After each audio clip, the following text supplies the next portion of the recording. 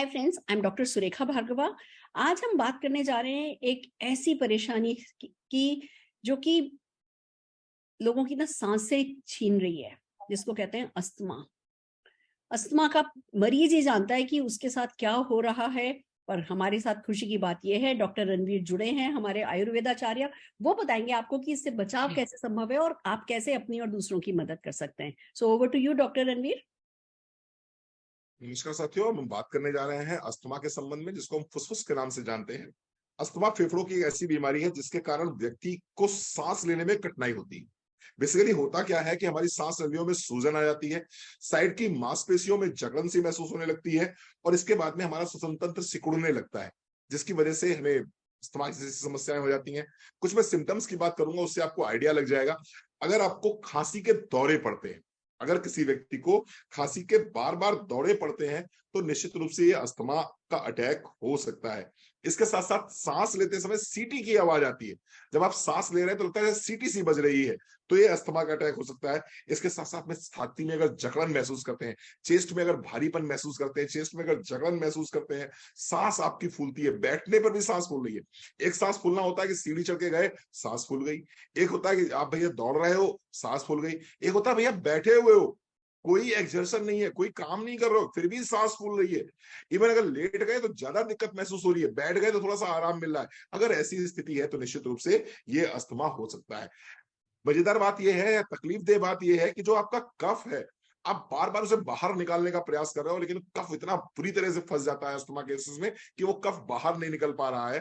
और अगर आपको लगता है ये कफ बाहर निकल जाए तो मुझे आराम मिल जाए, अगर इस तरह के लक्षण आप महसूस करते हैं तो निश्चित रूप से ये अस्थमा अटैक हो सकता है। वैसे इसके विषय में बहुत ज्यादा बताने की जरूरत नहीं है। जिसको होता है श्वास का रोग ना, वही जानता है कि ये सांस कितनी कीमती है। जो आसानी से हम ऑक्सीजन इनहेल और एक्सहेल कर रहे हैं, जिसको अस्थमा का अटैक है, वो जानता है कि ऑक्सीजन कितनी मुश्किल से अंदर जाती है और किस तरह से हम इसको बाहर निकाल पाते हैं।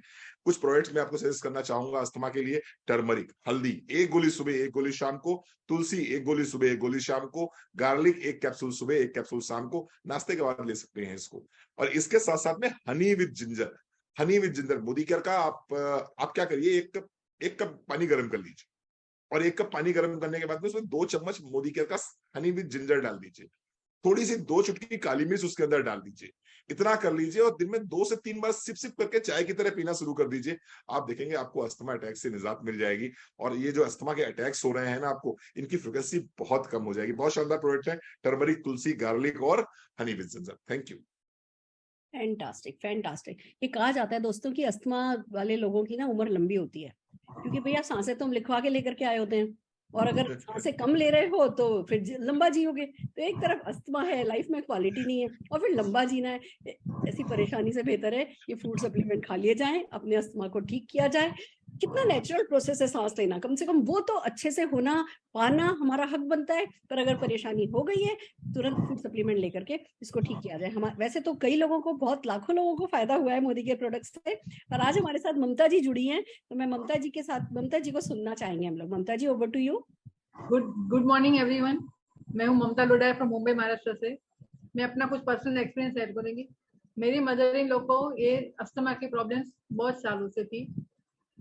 वो 3 बार वो पंप लेती थी और मेडिसिन तो साइड बाय साइड हो ही रही थी, लेकिन कुछ ज्यादा रिलीफ नहीं था।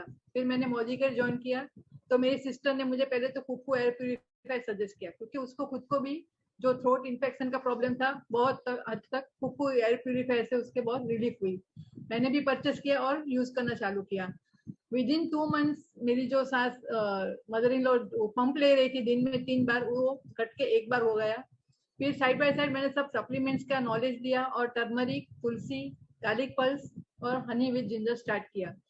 तो जो उनको कफ बनने का क्रिया था, जो उनको खांसी लगातार हो रही थी, उस सब में उनको बहुत हद तक रिलीफ हुई।